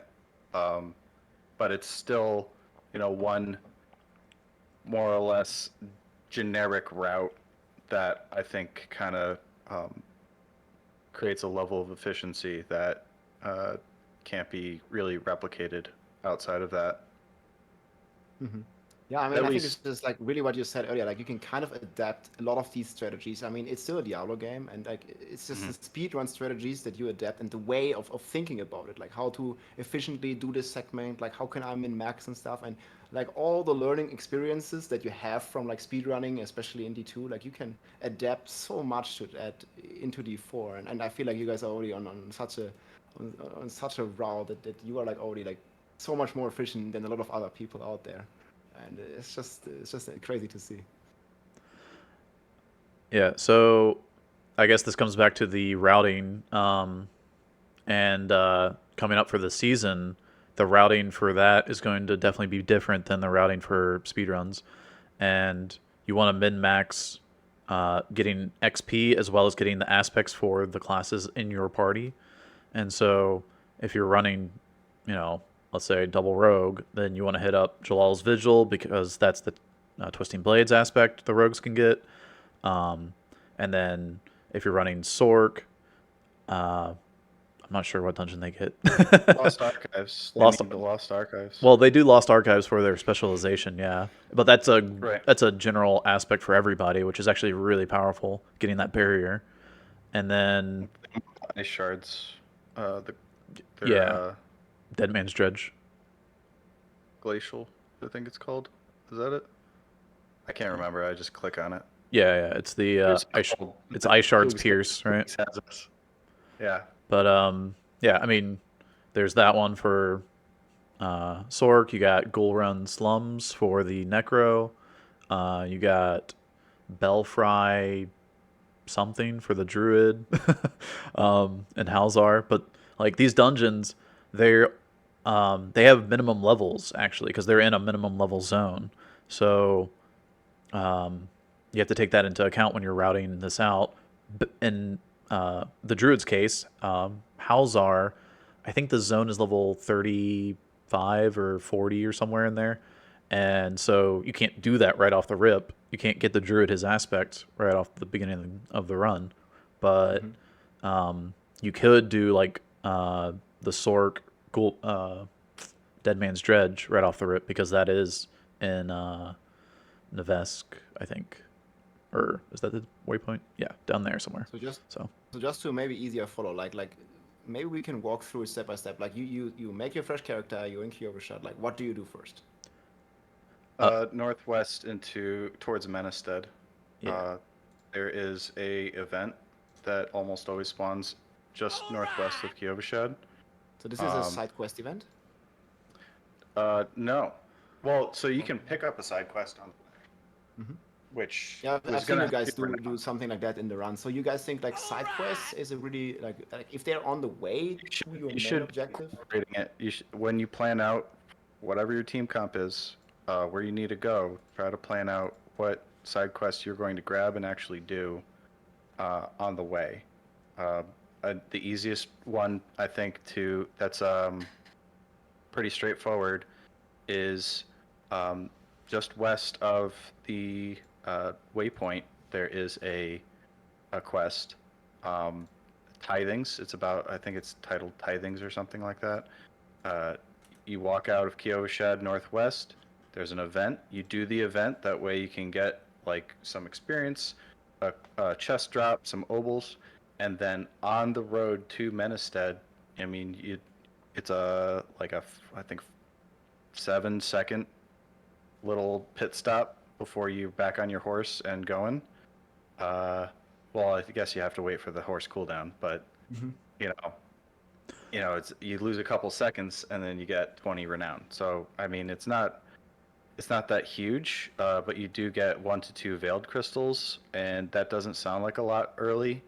But if you are unlocking your aspect, and you get like 2 more rare drops, then you can add that aspect to your character that much sooner. So that is part of a strategy to try to get that aspect imprinted as soon as possible. Immediately after you get that Menestead waypoint, because you need that Menestead waypoint for the rest of the route, you're going back there 2 or 3 times. So, for what you're talking about, I put a picture in the Discord, Rob, if you want to take a look. Although if you want to, we don't have, I haven't put in the side quest on there, but the side quest goes up into that area between 1 and Menestead So waypoint. this is very early on. So this is like the events, right? One, Yeah. two, Yeah. three. So just if I could, because chat is cracking me up, but they're talking about dungeon spam early. So they're in the very early game. Dungeons are going to scale based on how many players are in your party. So if you're playing with a 4-player party, the dungeons are actually going to be a lot harder to kill than just this open world stuff is. So what we do at the start of the run is we farm these world events because they don't scale. They're not going to be any stronger being in a 4-player party. We can go, we can wreck them. They're decent density, and it gets you a good amount of levels. I think by the end of this, what are we level? Like just in open world stuff, we get to about level 9 or 10. Before we get to the first dungeon, we are roughly level 7. By the Yeah. end of the first dungeon, we are 9. late 9, early 10. Yep. So that's just something to think about. If you're playing with a group, dungeons are going to scale, and it's pretty significant scaling when you're in a party, but overworld will not. You will get to level 10 very, very quickly doing this. Significantly faster than trying to walk through a dungeon. Yeah. So our level 10 split is about 10 minutes, roughly. Yeah, that's insane. Yeah. 1 That's minute per level. without any potential bonus XP that you get to claim. Yeah. Or not, we find out if something gets adjusted right before, but Yeah, because we're starting with, those 2 things that we talked about, the 2 renown. So this route might be obsolete. Like we might have to come up with something new, which is what. I have some plans for that. Yeah. We have an idea of what we'll do, but yeah, I guess like having to have multiple routes planned out is just kind of like, oh, well, great. Yeah. Yeah, you want to be able to adapt for sure. That's man. why you adapt. Yeah, Yeah. that's what launches are all about. Seasons, you adapt. Yep. Yeah. Yep. So just to clarify, like, what's the main objective in 4.5? This is a dungeon. What does it unlock? Which one are you talking about? The- Strava Deepwood, or what? Yeah. The first. 4.5. Four is a first seller. in the- That's right. There's a seller right next to okay. Nostrava Deepwood. You can get either an event directly there, which could potentially be a lot of experience, or That's if you're just amazing. clearing the cellar, then I mean that could potentially be one of those high power resources that is kind of annoying to farm later, like crushed beast bones or pale tongues or something like that. And it's just dungeon cellars are efficient if you can clear them quickly. Mm-hmm. And it's a high quality one. So it's a small gamble for a quick. It's a quick stop. There's also a couple ambushes on the way in between that last event and the cellar that we've kind of noticed that those ambush spots. If you get Are ambushed, it's a good. good thing. It's a good density. Yeah, getting ambushed is good in this. More monsters means more experience. So that's kind of what you're looking for. If the ambush doesn't spawn, then you just need to keep moving. You need to get to where the monsters are. Man, that's really interesting because I remember on launch, man, I did everything I could to skip every cellar I see. Like I never went in there because I was like, man, like this just doesn't feel efficient. But Sellers, it's gonna take too long. You have to reload it. It's not worth it. But yeah. getting one early could potentially be really good because Okay, well, that's potentially one more event that could be a high quality event. And it's If on the you're way. that's great. Yeah, if you walk into a dungeon, a dungeon cellar in its last stand, we're gonna tell you to skip it. Mhm. You know. And or not last just stand. to What's clarify, that? the cellar, the cellars also scale 4-player, right? Like a dungeon would. It's an instance. Cellars, yeah, or instance, yeah. Okay. Yeah. That's sick, No, man. but I didn't there's know. Like that's a big buff. Like you can definitely do if you know which cellars are efficient. Like that's very well, nice. yeah, some cellars you have to climb down. I don't suggest ever going into any of those cellars where you actually have to climb. A lot of them are very short entrance ways. There is a Yeah, chance that and you this can run comes into a with butcher, knowledge though. and experience, like which cellar to choose and which one to skip. And, yeah, that's great. Yep. Yeah, there's a chance that you run into a butcher, though. So fair warning. Maybe not the best for hardcore. Not great. Not great for hardcore. Not great for early in a speed run when you're trying to push either. He's terrible at for XP. Yeah. Yeah, not ideal. It takes way too long to kill him. But I think this is gonna be a bit of a surprise for some people. So like whenever you see Butcher like on your low level character and you care about speed, like you run away and you skip him basically. Is that what you're saying? Yeah, basically, yeah. Yeah. Yeah. Like even for the loot, it would not be worth it. It In might your even experience. might even be more efficient in certain cases to just let him kill you on softcore. Just to get him Just off get the it Like off your instant screen, gone, yeah. right? Like Yeah. instantly Get goes him away. off, When, yeah. Just so just respawn. when you have Butcher guys on low level, just suicide. Yep, suicide. Good strategy. Yeah. I can do that. So yeah, the the butcher could be useful once you get to around 25, 30 if you find him in a dungeon or something, because that's when you're more likely to find a legendary off of him, and that could potentially propel you, especially on like a class like the druid that really benefits from aspects. But yeah, typically it's until that point, like the very early game that we're talking about, isn't useful at all for him. So Right, right insights. So something that my chat's bringing up is bouncing between cellars and dungeons and back and forth, and I think something that we need to kind of explain about routing for this game in general is you always want to be under leveled wherever you're going. So we're already pretty much on level when we're walking into Nostrava Deepwood. We're just slightly under leveled, and we need to get to a power that we can move on to the next area so we can be under leveled again. yeah, the first area you go to north of Kyoshot is level 5, by the way. It's not level 1. Mm-hmm. To kind of explain the reason why we go north of Kyoshot instead of south or east or southwest. Right. So yeah, the level 5 area, you're going in there as level 1. They're 4 levels higher than you, which is fine because, like I said, 3 levels is 25% XP bonus. So you get that XP bonus plus they're, for the first 2 levels, which you boom, boom, you get those 2 like almost instantly. And then, yeah, You should be level 4. So off the Even first if you event. start Yeah. at level 1, you should be level 4 by the end of the first event. Yeah, like so 2 minutes just in. because Chat is asking this, guys, just to clarify, you're doing this on World Tier 1 or on World Tier 2? 2. World Tier 2, Chat. Yeah, so And that was one thing how do that you feel about this? Like, 'cause this was a big discussion on game launch. Like, are we gonna play on World Tier 1 or are we gonna play on World Tier 2? I've What do you tried. guys think? What's the I've tested, advantages? What's the I've tested disadvantages? it. With 5 skill points, World Tier 2 is worth it. yeah. If you're starting with no skill points, and like no items, no anything, if we didn't have the Lilith statue buffs, yeah, World Tier 1. I get it.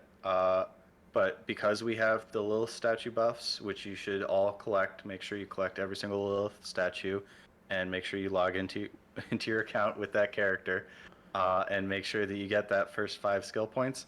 World Tier 2 is going to be better because you will be able to kill things with every single class. You have to log in And on you're the basically 18th. playing this all the way through. Like, is there ever a point in the run where you switch to World Tier 1, or is it World Tier 2 all the way into World Tier 3 and then 4? I've tried multiple different hybrid approaches, and every single time World Tier 2 straight across beat it. All right. Oh, that's really interesting because that was completely different. Like on game launch, I felt like it was like better But to you play didn't World Tier have 1 any because we, statues. You didn't have any. yeah, we any didn't have the bonus statues, stats. we didn't have the skill points. World Tier 1 was the play because we were too weak. I mean, especially on Barb or Druid if you started. Yeah. And now with all the skill points and all the extra power we get, all the renown, all the Lilith, we want to be playing World Tier 2 all the way. Yes. Good stuff. And I mean, people talk about like the 5% elixir. Like, why don't you have a 5% elixir going? It's like, why aren't you on World Tier 2 that's 20% more XP? Especially when you're killing it just as fast. So, yeah. Well, you can't have the elixir until you're level 5 anyway, and most of the time we don't have the resource. Well, we would not have the resources. Yeah. Starting out to make one. Yeah, so on, what do you call it? Yeah, on the start you have no resources, no gold, and that's the kind of the hard thing kind of to like think about when you're doing a speed run versus like the season start. Mentally, you have to like you can't do this because you're not gonna have these resources.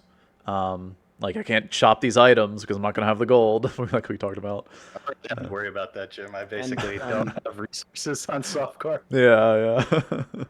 So just to like conclude the World Tier 1 versus World Tier 2 discussion, because I already see my chat like having a bunch of questions. So what would you guys think for a solo player? Like obviously for a group play with the renown, okay, like World Tier 2 is the way because you have strong synergy, you have very strong characters in there. But what if you're starting out on a Barb or on a Druid and you still have that renown, like, and I don't know, maybe you're like not the best speedrunner, like you're not a speedrunner, you're just like a normal player. Like, do you think or would you recommend World Tier 1 or World Tier 2 for like, you know, these kind of players? I would say at most if you notice that your kill speed is slow and you're, struggling a little bit, I would say the first 10 levels at most in World Tier 1. Nothing further. Yeah. Everything World Tier 2. So the start of the season, or you're going to start with those 5 skill points, Yeah. and the altars of Lilith like we talked about, and even on Druid when I was starting off, and I thought I was going to need to do World Tier 1, and I realized like as soon as I switched to World Tier 2, I was killing stuff just a little bit slower, but like, I mean, it was hardly noticeable, and the XP was definitely noticeable. Even on Druid, who's a weaker start, or probably the weakest start. I think Barb, I mean, like Deathblow is really powerful. Rend Deathblow combo, or something similar. Like there's a little bit of innovation on Barb early game that our Barb players come up with, and That's cool. yeah, Barb isn't as lackluster as people think, but. But yeah, I mean, you would still agree that it's still like, you know, Druid and Barb are like kind of the harder Yeah, for classes sure. to start on solo, and then the other 3 are like quite a bit ahead. I mean, I think Druid and Barb kind of scale pretty well when they get late game.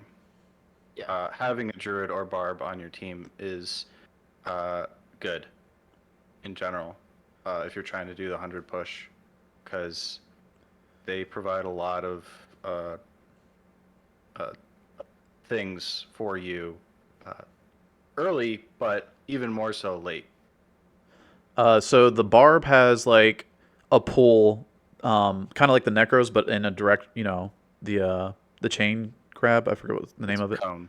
Yeah, it's the cone, but it's grasping chains or something. yeah. It's really quick and it casts really quick. So the Corpse Tendrils they are super powerful, but they take a second to actually like go. Activate. And so if you're kiting away from the mob and the mob walks out of the range of your corpse tendrils, then those mobs don't get pulled back into that CC. So the barb's more instantaneous with that kind of stuff, and certain mobs like vampires, for example, are really annoying. They'll just jump away, and the barb can pull them right back in, whereas the necro can't do that as efficiently. So there's stuff like that can be time saves from like the barb's perspective. The druid has poison creeper for locking stuff down, and trample can push back a couple mobs, but that's it's kind of hit or miss because you can push mobs. Like if the necro pulls everything together and you trample through it, you might do damage, but you're gonna spread everything out again. So It's super annoying when you do that, Joe. So the general but it's so strategy fun. is like most people should definitely try to play on World Tier 2 and only if they are really struggling, like it's a more casual player. Like try Yeah. World Tier 2 and if it doesn't work out, then obviously change to World Tier 1. But overall, you should try to you should be strong enough to do World Tier 2 comfortably. If you've collected your little statues and you explored the whole map and you're starting with those 5 skill points, you should at least give it a try. I would it a shot, suggest guys. giving it a try right now. Like nothing's stopping you. You could just create a new character real quick. See how it I feels. mean, maybe if you're in hardcore, you might want to like sometimes go to the World Tier 1 route, but for softcore, like there's nothing to lose, guys. Just try it. It should be Yeah. more efficient. And only if you're really struggling, then obviously go to World Tier 1. Yeah, agreed. The other thing about like the Lilith statues and the exploration and whatnot, you need to log in. Like they said, I think the 18th is when that patch comes. So after that patch, you maybe on the 19th, if you're just need to log in for a quick second and you can't really play, just log in on the character that has all that done, and it'll transfer over, which is kind of And then gimmicky. But one thing that even might be another argument for World Tier 2, like we might get the season mechanics. We might have these hearts, and they looked pretty powerful in the preview that they showed. So this is obviously going to give you even more power, and it's going to make World Tier 2 probably even more efficient in comparison to World Tier 1 if you do have some of these new hearts. yeah. Did I cut you off, Lucky? No, I was gonna say that I agreed with a lot of the all the points that we made. You're gonna be stronger. Also, the difference between 1 and 2 is less noticeable at the lower levels, especially when you're gonna start out with skills. Even if you don't have all of the renown farmed, you will have some. You'll likely have some skills that you didn't start out with before at level 1. When it gets hard, you drop it down. If you're coming up against a wall, not all classes are gonna deal with all the content the same. If you're a solo player, you're encountering a wall, you just drop it down and get through that way. Yep. All right. Cool deal. Do you want, I guess, the second part of the route, or do you want to look more yeah. into the? I would love that. I think part Step 1 one. here. That's just step 1. Yeah. Yeah, we can link these later in the show notes or in the video or something. Like that's definitely super cool and super interesting for people to see. Yeah. So the second link here is the. It's a little bit longer, obviously, but it's more event. This is if you have a rogue in your team. Yeah, if you have a rogue in your team, you get to that. Must have rogue. Yeah. And the red text, or the darker red, I should say, with the T there is the teleport out if you don't have a rogue, and you can go back to Saragar and then run to the dungeon right up there. So maybe one step back for all the people to understand and also for me to clarify. So this is the main city waypoint of Act 2, I think it is, right? Yes. And you have all these waypoints, guys, unlocked in the season already. If you have them done Main in one of city, your characters. not the you side have the main waypoints. cities, but you will not have these like side waypoints basically, right? So you're starting in this main city and then Yeah. you guys go on. Yeah, and so we're picking up. These are events that are circled in orange, and then the like 5-sided circle is the dungeon circle, right? When we're going through these areas, you're picking up these waypoints. They give you renown, and then the dungeon gives you 30 renown as well. So you're picking up the renown to get to that next skill point, and if you for this area, we're trying to figure out where you include doing a stronghold, because there's 3 different strongholds. There's one right there immediately to the left, the Hunter's Lounge or Lodge. You could hit that up. So after you finish 13, exit dungeon and hop on over, maybe even repeat 12, and then head over to the stronghold right there. Get the renown for like the extra skill point, or you could go to the stronghold that's on the far west side of Skosklen and hit up that Toradora for your druid player. So, yeah, I mean, Yes. Yeah, so it- I mean, personally, I think strongholds in Saragar can be kind of pushed back a little bit until tier 3. But that's just kind of my opinion with how the routing can really go.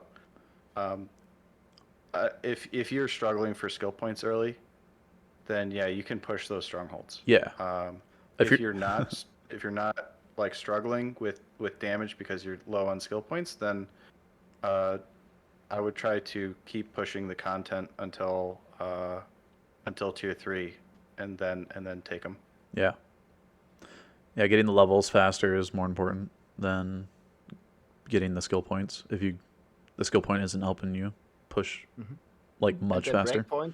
The breakpoint to start with this like second stage, so to say, or second act is like you're around level 9, level 10 on all the classes basically. Yeah. So we TP out of that the first dungeon, Nostrava Deepwood, and TP straight to Saragar from there. And you hop on your mount and do the little route. Yep, you run straight to the first event. It's possible that you could go into the dungeon. I've done that on a lot of my early speedrun routes, and I love stockades because you can reset it faster than a lot of other dungeons because you can leave the game immediately as soon as you're out of the dungeon. It's also level 15 minimum, so if you are walking in at level 10 and you can kill at level 10, great. But usually if you're in a group, because they scale, because it's instanced, it could be a significant struggle for a group of level 10 people coming in. So solo, I think Stockades is a pretty good pick. Yeah. As a group, you should try to do at least 6 and 7 on that map of events. Picking up the waypoints always good for a season.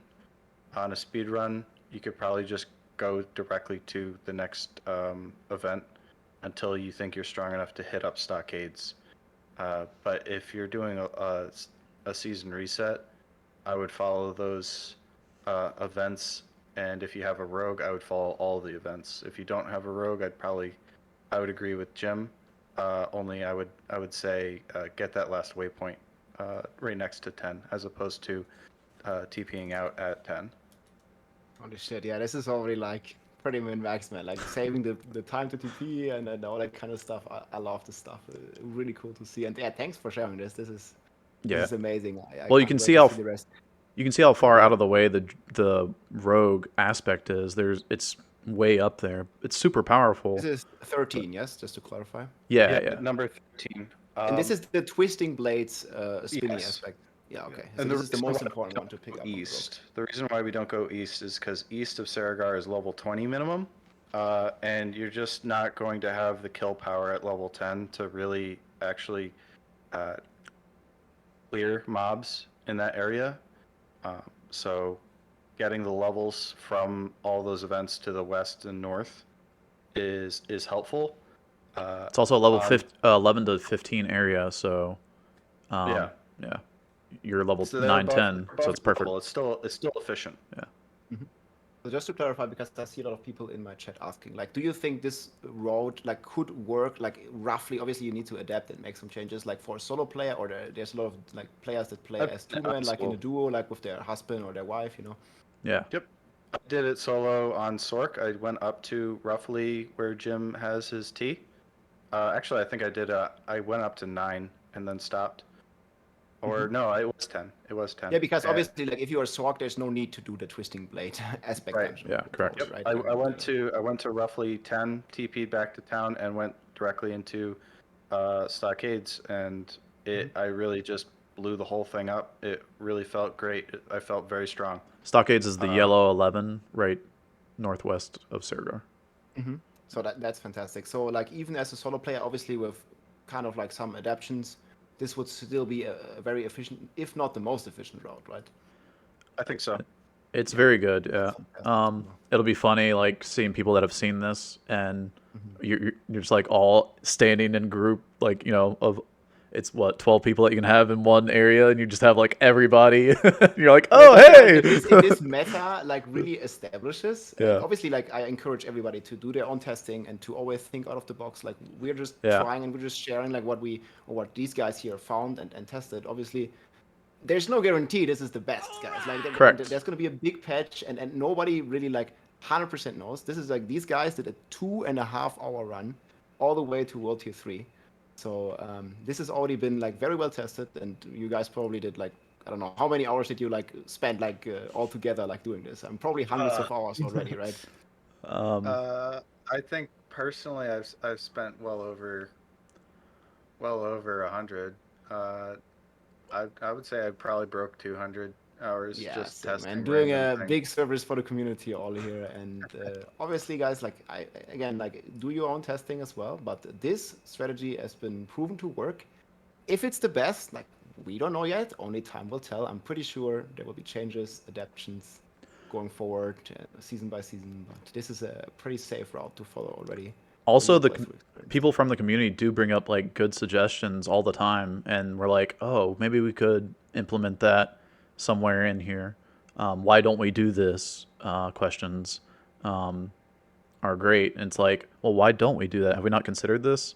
And so, constructive criticism is great. Yeah, love that. Always appreciate it. Give feedback, guys. See what you think. Ask your questions, and we'll do the best to answer. Yeah, and if you do this route and try it out, and it feels good, let us know like that too. That'll be great. Like, Not only criticism, also like, well, this worked great. Thanks, yeah. guys. Yeah. Sounds good. So, there is like more pieces to the puzzle, but it gets a little bit split here, I feel like, because at this point or after these areas, you're about level 15 roughly, and so it's like maybe you do your class or specialization, and so there's like splits for that.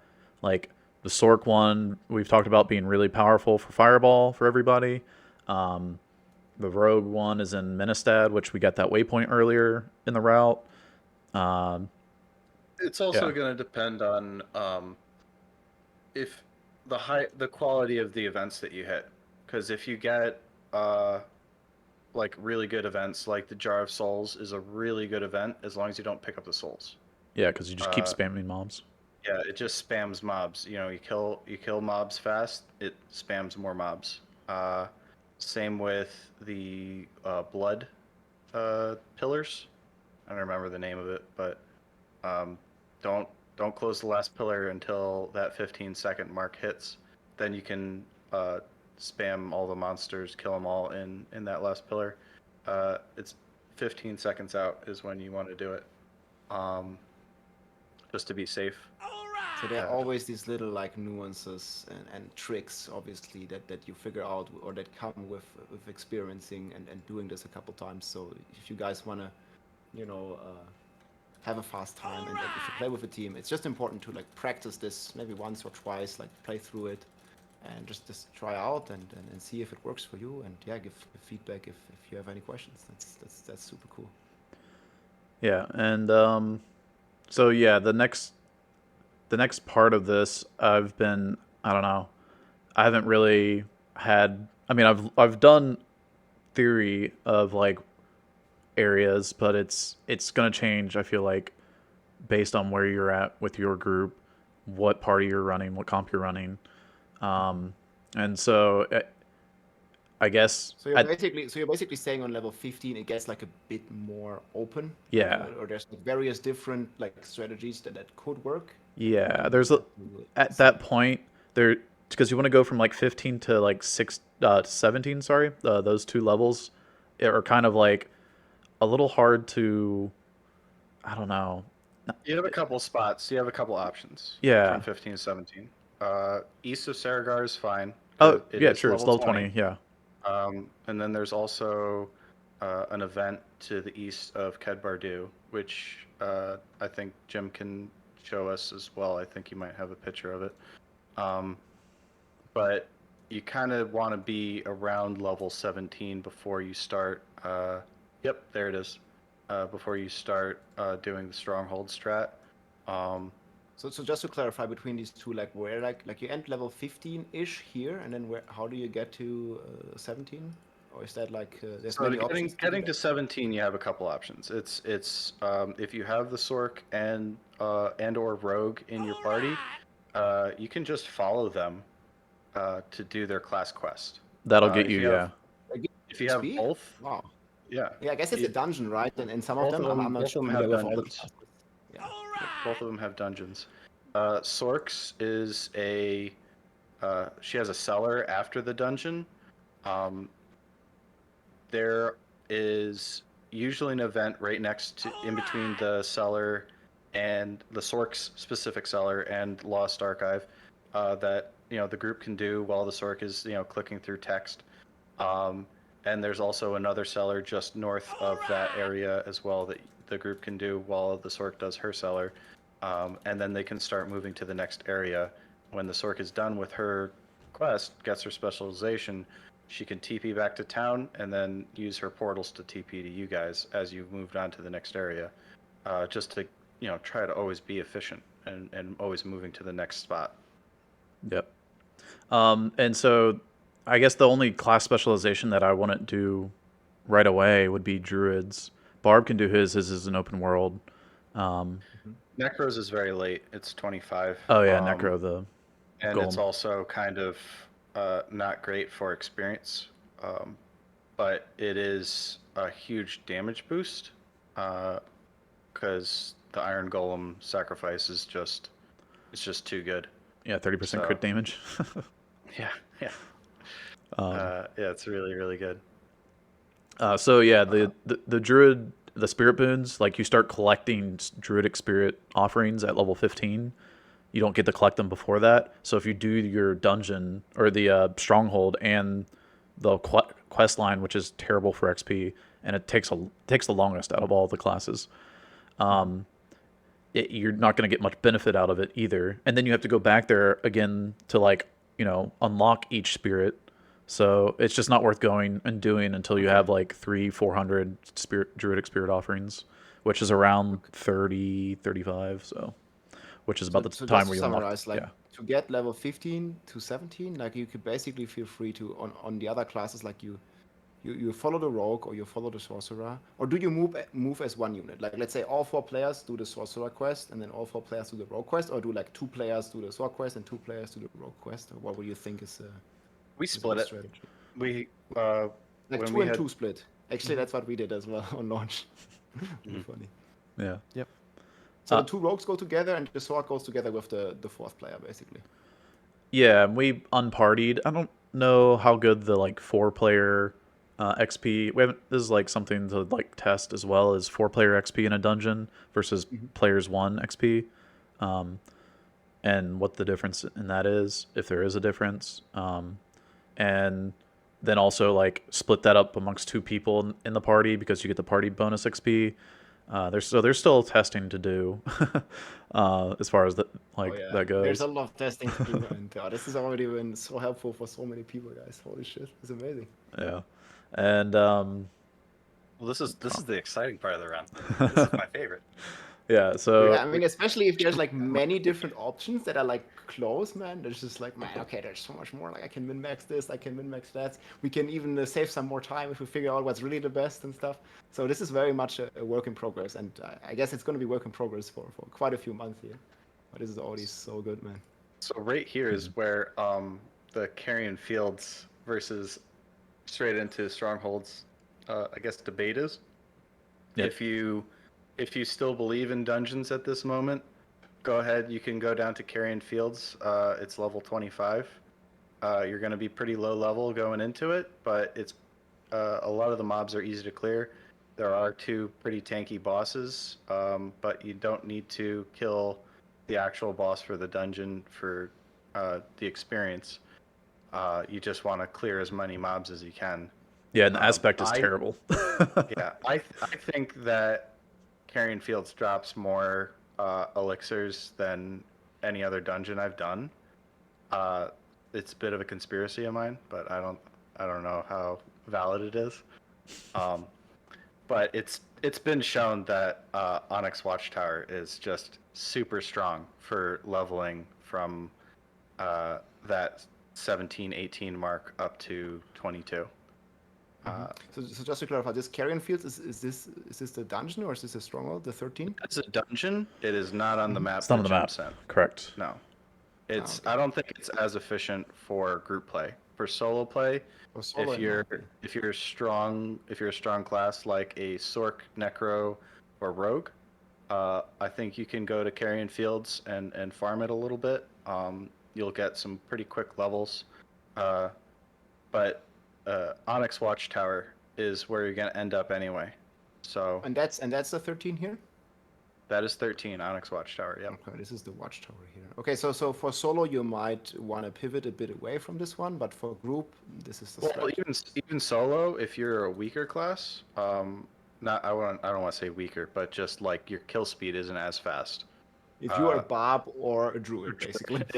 Yeah, if your kill speed isn't as fast, then I would Then you go say here, just 213. go straight into Onyx Watchtower. Yeah. I think that would apply probably to most of the players here, or a lot of them at least. Like, not everybody is a speedrunner and stuff, so it's definitely going to be like the more safe, consistent route, let's say, to go here instead of I would the say so. Carrion Yeah. Fields. Yep. Yeah, that's good to know. Yeah, so And the 12 is a side event here. yeah, it's just a Okay. side event. It's just extra. So you just check this on the way. If it's there, you do it. If it's not there, you keep going. If it's a good event, you can do it.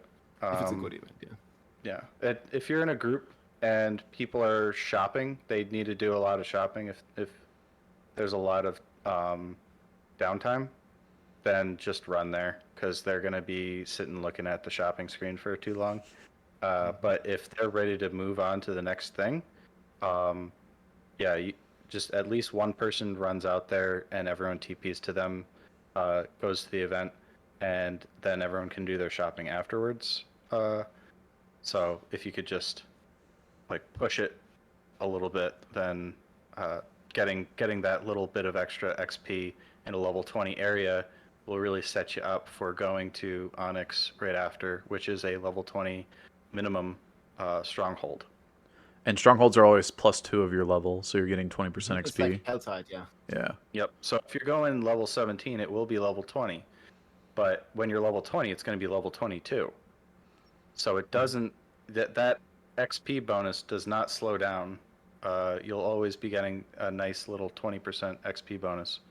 Whereas dungeon grinding repetitiveness will eventually, you will catch up to the level of the area that the dungeon's in. So, But so in this strategy that you're doing, like, do you repeat step 13 like a bunch of times, or Yes. yeah. This Because is it what you says- grind. like 17? So you grind this dungeon until 22, basically, is right now what you're planning. Okay. Yep. Go here, grind this dungeon, and you reset in group, obviously, by just leaving the party and Leave joining it party, again. join. And then if you're a solo player, obviously you can't do that, and you will have to escape the game and join back in, I guess, after every dungeon. And here's what I think is the most efficient way to farm Onyx Watchtower. You split this into is two going to be teams. super helpful. So this is within the 13, right? Like this is this Yep. tower. Oh yeah, I've been here. I remember this. Yep. Okay, so what are we seeing here? Every time you reset the dungeon, this isn't the first time you clear. The first time you clear, you're kind of walk around as a team of 4 to clear it, just because you're walking in the top right, because that's just the path. That's the fastest path to the dungeon. When you reset, you start in the bottom left of the screen. Mhm. Team 1 is red. Team A is blue. So it's a 2-2 split, basically. 2 split. So I would not put 2 rogues together if you're running 2 rogues. Makes sense. I wouldn't put 2 druids together if you're running 2 druids. You know, you want to Mhm. try to match up 2 classes that will fit together well. And you want the blue team to clear the bosses around the outside. There's groups that spawn in each of those blue circles, and you want them to hit that barricade and clear the ambush as they clear that last boss mob at the top of their route. Before hitting all of the cages and letting all the animals out of the cages, because each of So those you is want to an elite. click all of them, basically, because they spawn more monsters? Yeah. So that last spot in the dead center is there's 3 caged monsters plus 1 elite boss, kind of tanky. You want to open all the cages to let the monsters out, and then start basically fighting 4 elites at once. It can be pretty Efficiency. rippy. It can be pretty rippy. This is where it's But- not hardcore. Yeah, they're not hardcore friendly, guys. Yeah. Like you're under leveled here, and you're blasting through. Like it's a 4-player like scaling, right? And you're only 2 players in each group, so it's gonna be difficult from the start because monsters will definitely basically have double the HP than your damage output. Yeah. Yeah. But And then the you're reason grouping them all up. Holy shit. the reason you want to take down the barricade is, as you can see, red team, they're clearing a couple smaller areas and 1 boss monster, or you can see that yellow circle. They will likely have the assassin and a boss monster, and that can take a little bit of time. And as soon as they're done, that you want the red team to be able to come in like the Riders of Rohan to basically help clean up that big, That big four boss. elite pack in the dead center. It works out pretty well time wise too. So first in the center, and then both teams at the end go to the right to the boss. Yep. Yep. Because you don't know who's going to get the key. It's usually going to be the red team, but sometimes it is the blue. Is it not on pickup? Is it just like spawning in your inventory in your quest It's a inventory? key that drops from one of the elite bosses prior to. There's 3 elite bosses that you can kill that can drop it. One is the lookout, which is the red team circle in the top of this map. The other is the cage master guy, who's in the dead center, and the other is the assassin, who can spawn in either the top or the bottom. And all 3 of them can drop the key. So whoever picks up the key needs to run there, open that gate. You can kill the last boss monster. There is a resplendent chest that can drop some nice yellows for you inside that storeroom. And yeah, it's just that's the route. After Man, I really love how detailed this already is, guys. Holy shit. it's Well, yeah, you're amazing. spending a bunch of time in this area, right? Yeah. Set from 17 to 22. So that many levels needs to be min This is maxed. like what are we talking? Like 70 to 22. Like how much like in real time would this be? Like when you guys are doing this, how long does it take you to get from 7? Like how long are you doing this? I grind? go to the splits, I guess. I don't know. It's probably From Just like a fif- ballpark. I want to say roughly 15 minutes. Yeah, let's say 15, Okay. 20 minutes. And this is like about what, like 5 runs, 6 runs, something like that? Or how fast are these? It depends. It'll vary. I would say at least 5. Okay, so this is At like least, a few runs yeah. of this. Sick. Yep. And what happens? Like you kill the final boss, and then like you just like You do not somebody kill leaves the the final group. boss. Yeah, don't. You So want the to keep one on the right side here resetting in the screenshot, it's not the final boss. Right? no. Oh, Right. no. That is not the final boss. That guy Just is to clarify, where does the final boss spawn? So In people the know what top is it. middle to the top. right. Yeah. Okay. to the So So you like all the see- way here in this big You see area. where the barricade line is with the blue, and to the right of that, there's that boss group. There's a well right there that you can refill your health pots if you need them. Mhm. That little short path right next to the very top blue circle, that is the route to the boss. It will not open until you kill the storeroom guy, the quartermaster. Okay, so like everybody kills the guy on the right side. That one is marked as a skull here. You kill him and then you reset. Yep. Okay. Yeah. thanks for Until about 22, 22 and a half. Yeah, and And make sure then, you hit the like chest at the in end, there do you too, finish some it good in loot. the last run? Yeah, you finish it on the last run. And then you kill the boss. Okay, when you're 22 and you're in the middle of the run, you ding 22, then you finish it. Because it That's gives like you, I guess, half a level of experience. Yeah, too, you just get like completing half a level. Yep. the stronghold. Man, okay, that's really huge smart. That's cool. experience. All right. You reset the stronghold by leaving party. One person leaves party, they'll get a new instance, and then everybody joins that party. That was a chat question. Sorry, just addressing And it. for the solo players, they would kill that guy on the storage room guy on the right side, and then they would just like basically leave game Leave. and then go Leave there, game. and then go there again, and until And they you, are it's 22, the and then you same. finish it. It's the same way that you would clear it solo. You would start in the same spot. You would follow the blue route. You would hit the barricade and go to the last spot for the red. On your way to the last spot of the red, you would drag up that second to last red circle, and then you would move down to the cages and then clear the storeroom. Man, that's fantastic. Yeah, you just combine the two routes, and there you go. Yep. All right, and then we're 22. What's next? What do you guys?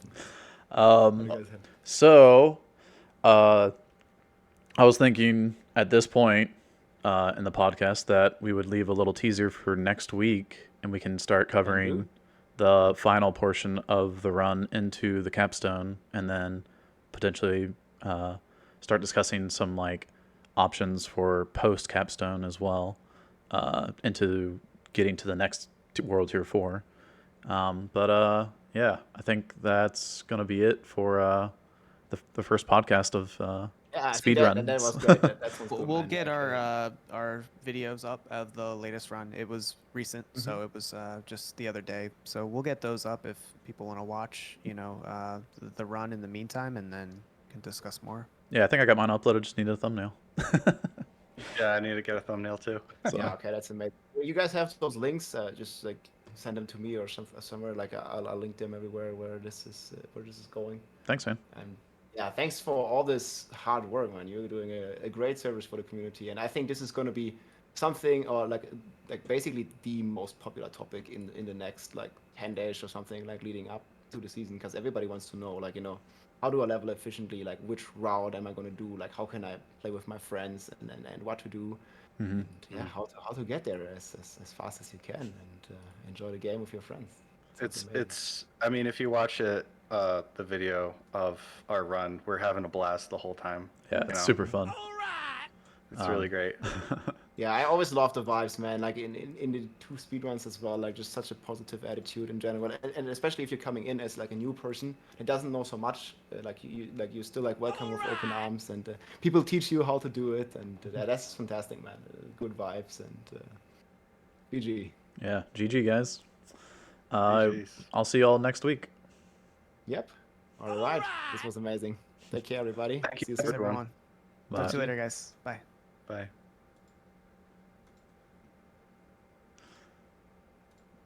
All right, cool. Well, hope you all enjoyed that. If you did, like, comment, and subscribe. We'll see you on the next video. Peace, YouTube.